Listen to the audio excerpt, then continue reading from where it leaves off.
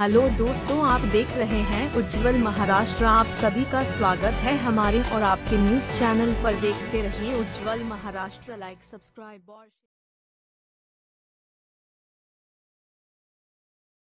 मला द्यायचं आहे।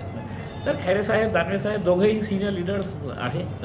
ते एका गाडीमध्ये फिरत असेल तर व्हेरी गुड। संदीपान भुमरे इच्छुक असल्याचं कळतंय। त्यानंतर खैरे साहेब आहे, या दोन पहिलवान सध्या तर राजकीय आखाड्यामध्ये उतरलेले आहेत। त्यांच्याशी तुम्हाला पुन्हा एकदा सामना करावा लागणार आहे, काय वाटतं? असेल ना, ते खूप मोठे पहिलवान असेल, पण हत्तीला कधी कधी नाही का एका चिंटीही त्रास देऊ शकतं।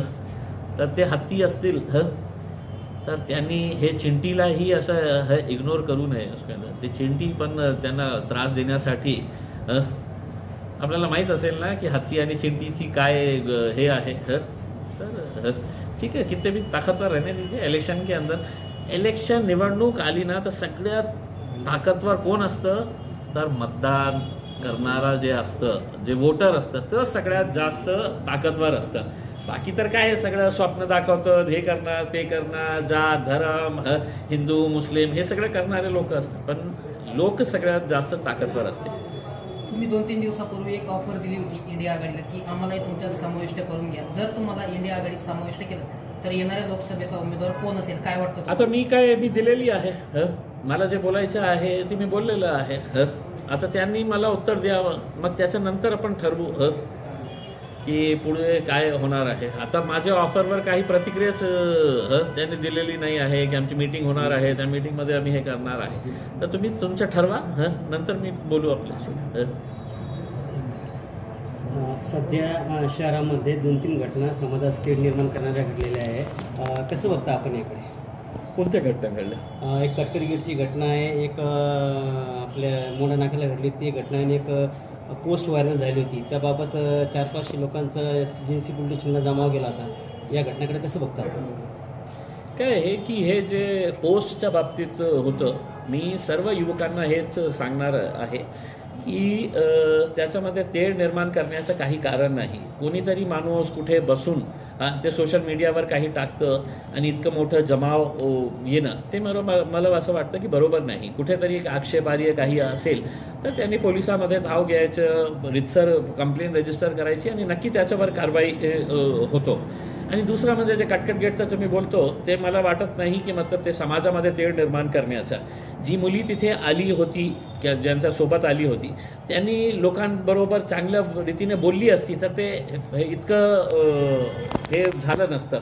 पण तिच्या बोलण्याचं जे हे होतं ते पद्धत बरोबर नाही होती, असं लोकांची तक्रार होती। मी तर नाही होतं, पण ते तिथे जे युवा जमा होते, तर स्वाभाविक आहे की रात्री 11 वाजता एक मुली तिथे येत असेल डब्बा घ्यायला, तर कोणीतरी विचारलं असेल की कोणाच्या सोबत आली, एकटं का? तर मला नाही वाटतं की म्हणजे हे असे इश्यूज आहे की ज्याच्यामध्ये समाजामध्ये तेढ हे जे तेढ निर्माण करण्याचे जे प्रयत्न करणारे लोक आहे ना, आता शहरामध्ये ते फक्त 1%, 2% उरलेले आहे। बाकी जे लोक आहे ना ते त्यांना सगळ्यांना समजलेलं आहे की बाबा कुणाचाही याच्यामध्ये फायदा होत नाही।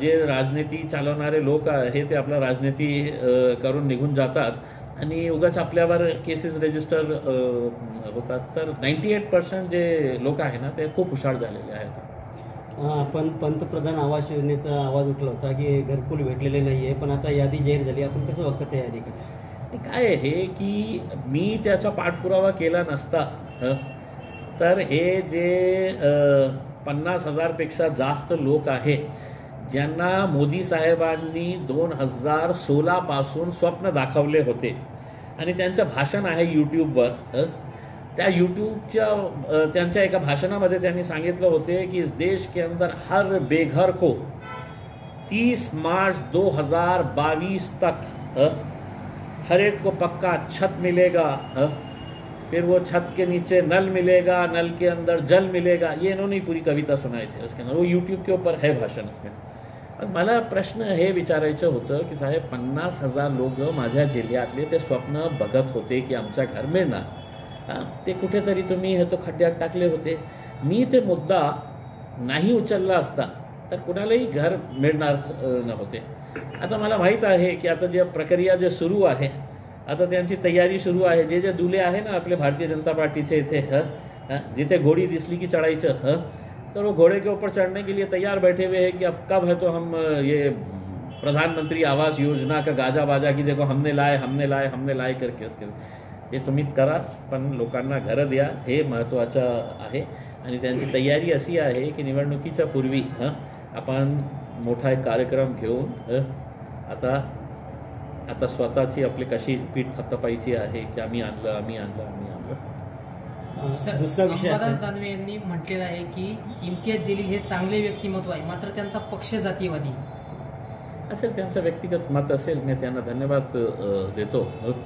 आणि काय आहे की निवडून आल्यानंतर लोक पार्टीलाही बघतं, कॅन्डिडेटलाही बघतं.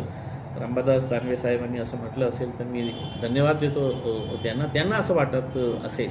पण मला एक प्रश्न विचारायचा आहे लोकांना की आमच्या पक्षामध्ये काय चूक आहे हे लोकांनी समजून सांगावं. बाई ठीक आहे, तुम्ही या समाजाला न्याय दिलं असतं तर मी अनेकदा हे म्हटलेलं आहे की MIM पक्षाला महाराष्ट्रामध्ये स्थान मिळालं नसतं, बिहारमध्ये स्थान मिळालं नसतं. पण काय आहे की जेव्हा तुम्ही एका समाजाला इग्नोर करतो, साईडलाईन करतो, तर स्वाभाविक आहे की एक व्हॅक्यूम क्रिएट होतो आणि ते व्हॅक्यूम आमच्या पक्षांनी भरून काढलेला आहे. हे अंबादास दानवेचं व्यक्तिगत मत आहे. चंद्रकांत खैरे यांनी सुद्धा 2 दिवसापूर्वी असं म्हटलं की मुस्लिम समाज इम्तियाज जलील यांच्यावरती प्रचंड नाराज आहे. ते त्यांचं व्यक्तिगत मत होऊ शकतं आणि असेल ना म्हणजे निवडणूक जवळ आलेली आहे. आता बघू कोण कुणाच्यावर चिडलेले आहे, नाराज आहे, अँग्री आहे. निवडणूकमध्ये सगळं स्पष्ट होतं. ठीक आहे. मला एक पर्सनल करायचं आहे.